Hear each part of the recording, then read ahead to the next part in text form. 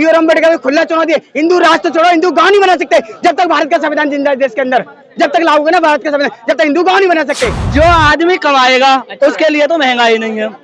जो एक मिनट सुन लो यार, जब मेहनत करता है तो मजदूरी मिलती है। मेरी मत पूछो, मेरे हिस्से में तो 3000 रुपए आए। राम मंदिर से क्या बेनिफिट है?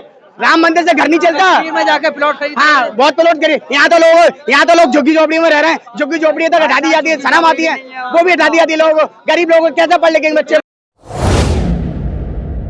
अंकल ये बताइए, आप तो इंडिया गठबंधन वाले झगड़ा कर लिए, वो कोई चिरकुट बोल रहा है, कोई कह रहा अखिलेश बखलेश। वो लॉजिकल आपको पॉइंट बताऊं, अगर एक घर में 4 भाई होते हैं ना, तो वो भी आपस में लड़ते हैं, किसी को ये पसंद नहीं है, किसी को वो पसंद नहीं है, तो ये गठबंधन इनका बना, देखो थोड़ा बहुत ऊपर नीचे तो होगा जब तक ये मजे ले रहे हैं। कौन ले रहे हैं? भाजपा ही।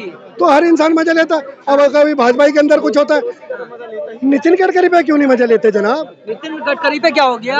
पूछ लो ना। जनता चाह रही है नरेंद्र मोदी नहीं, नितिन गडकरी चाहिए हमें तो। उनका काम बोल रहा है, उनका नाम बोल रहा है। नरेंद्र मोदी जी पहले प्रधानमंत्री हो गए जिन्हें देखने के बाद भी नितिन गडकरी इधर होता है और मोदी जी हाथ जोड़ के सामने चल, ऐसे प्रधानमंत्री चाहिए। गडकरी जी जो है नाराज है मोदी जी से। नाराज मोदी जी से गडकरी नहीं है, मोदी जी नाराज है कि आपका नाम बोलता है, आपका काम बोलता है, लोग आपको चाहने लग गए।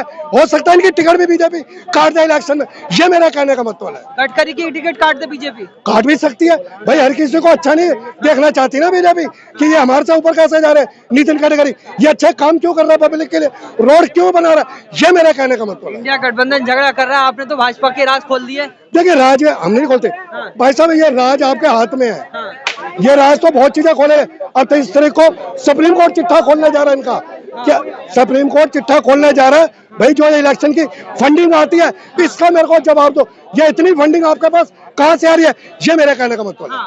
मगर चिरकुट तो नहीं कहना चाहिए था। देखिए अब सर, ये तो एलिगेशन एक दूसरे में बहुत चीजें कहते हैं, कोई कहता है झोला लेके चल देगा, कोई कहता है कांग्रेस की विधवा, तो ये एलिगेशन हमने 10 सालों में देखा है, पहले कभी ऐसी लैंग्वेज सुनी थी ना देखी थी, ये मेरे कहने का मतलब। अब तो इंडिया गठबंधन का 2024 का सपना चकनाचूर हो रहा है।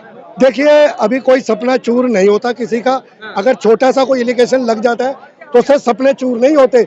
अब ये इनको देखना पड़ेगा, इंडिया गठबंधन को देखना पड़ेगा कि हम लड़ाई लड़ने आए हैं या न बीजेपी को हराना। अगर हम आपस में लड़ेंगे तो बीजेपी को कैसे हरा लेंगे? किसकी गलती मानते हैं, राहुल गांधी कांग्रेस की या अखिलेश यादव की? देखिए अभी मैंने पूरा मुद्दा देखा नहीं है ना, मैंने सुना है।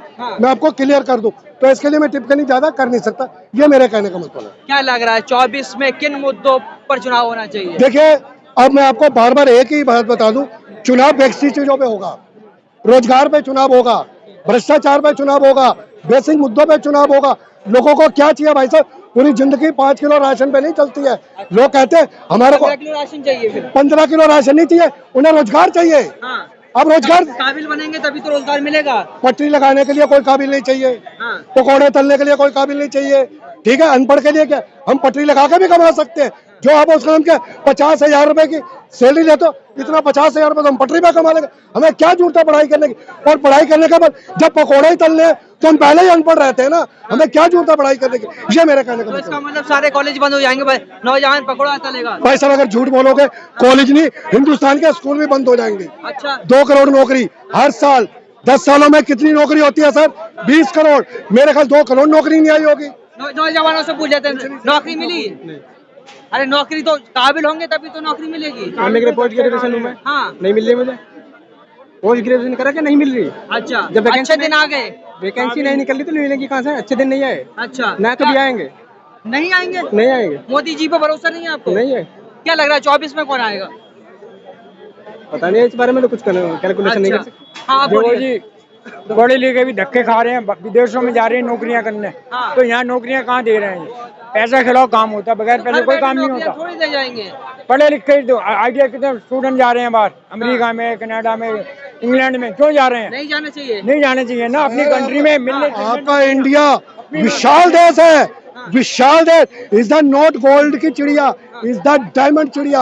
आपका करप्शन खत्म हो जाए ना, ये जो मोदी जी ने 156 लाख करोड़ का कर्जा करा है, भाई साहब मेरा चैलेंज है 2 साल में कर्जा उतार देंगे हम लोग और दूसरी कंट्री को कर्जा देने लायक बन जाएगा। इतना स्ट्रॉन्ग इंडिया। भाई साहब किसको फिक्र है कि रोजगार पे बात करें? लोग तो जाके जो है इजराइल में रिपोर्टिंग कर रहे हैं, दिखा रहे हैं कि कैसे अनपढ़ गवार जाहिल, अनपढ़ गवार जाहिल लोग ऐसी बात करेंगे।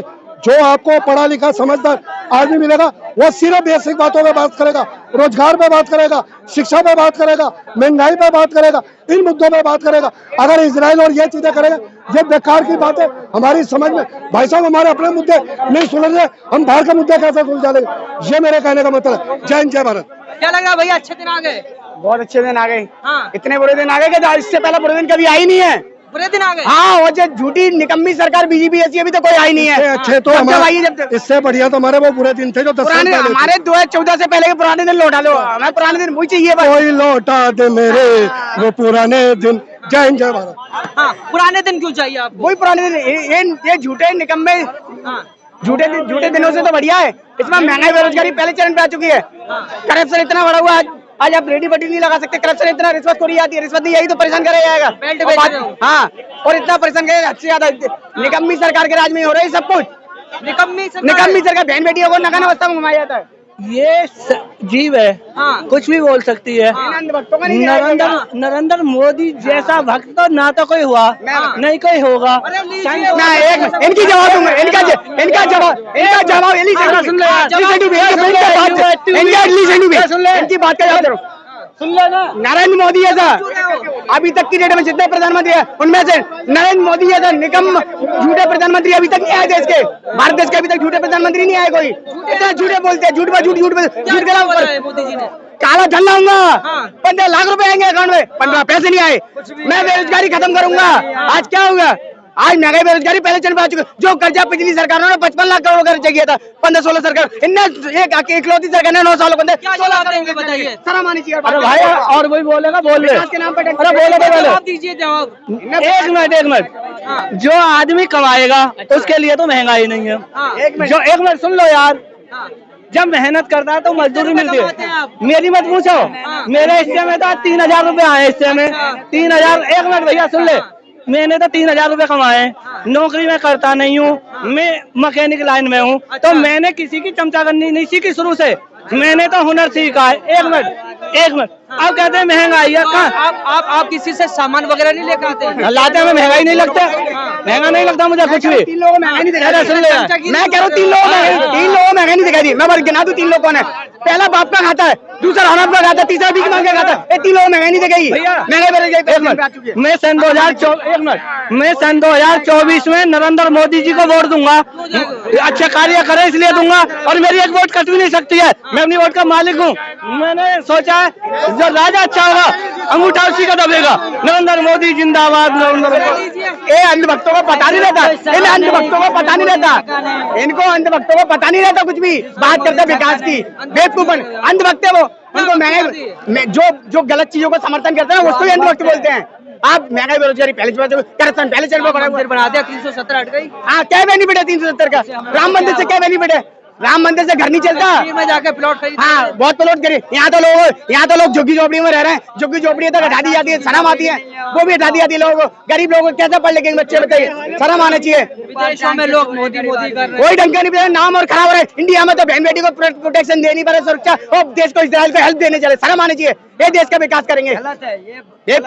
इनने विनाश का नाम ना विकास रख दिया उल्टा। इजराइल का सपोर्ट नहीं करना चाहिए। अरे मैं कह रहा हूँ पहले अपने देश को तो सक्षम बनाओ। देश में तो सुरक्षा दो। बहन बेटिया को मणिपुर में नगर में सब घुमाया था। शर्म आनी चाहिए। मोदी जी बोले तो थे उसमें, क्या बोले थे? जब वीडियो वायरल हो, जब ट्वीट करे 2 महीने से चलता रहा था मणिपुर, जब तो कुछ नहीं बोले। शर्म आनी चाहिए यार। फिर किसा बनना चाहिए प्रधानमंत्री? मैं कह रहा हूँ कोई भी आए, you are the listen to me, you are the public servant of the people. आप जनता करो, नौकर के हिसाब से काम करो ना। मालिक बनने की कोशिश क्यों कर रहे हो?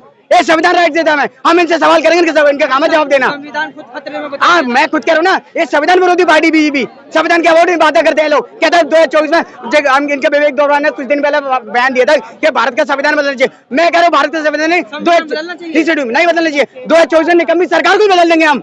अम्बेडकरवादी जिंदा है इस देश के अंदर, बाबा साहब की औलाद है। हम बचाएंगे संविधान को, और इन निकम्मी सरकार को 2024 में बदल के फेंक देंगे। संविधान खतरे में है क्या? बिल्कुल खतरे में। आज संविधान के विरोध बातें कर रहे हैं। हिंदू राष्ट्र बना देंगे। कैसे बना देंगे हिंदू राष्ट्र? इंडिया सेक्युलर कंट्री नाउ है। ऑल धर्म, सब धर्मों का सम्मान करता है और ये भारत का संविधान कहता है। हिंदू राष्ट्र बनना चाहिए ना। नॉट नहीं बन पाएगा, नॉट। मैं कह रहा हूँ जो हिंदू राष्ट्र की मांग करते हैं, मैं खुला चुनौती है मेरी, पीओ अम्बेडकर में खुला चुनौती है। हिंदू राष्ट्र छोड़ो, हिंदू गांव नहीं बना सकते जब तक भारत का संविधान जिंदा है देश के अंदर। जब तक लागू है ना भारत का संविधान, जब तक हिंदू गांव नहीं बना सकते। क्यों नहीं बनाना चाहिए? मैं कह रहा हूँ बना के दिखा दे, किसी के बाप मतलब नहीं हिंदू राष्ट्र बनाने की। खुला चैलेंज कर रहा हूँ, बाबा साहब का संविधान है, संविधान चलेगा। बेवकूफ बनाने वाली बात है। लॉलीपॉप है। क्या लॉलीपॉप? इन्होंने खुद पढ़ा है, बाबा साहब की बुरी बात जानी है, उन्होंने क्या बोला। भाई हमने सब कुछ जाना, आपने क्या जाना?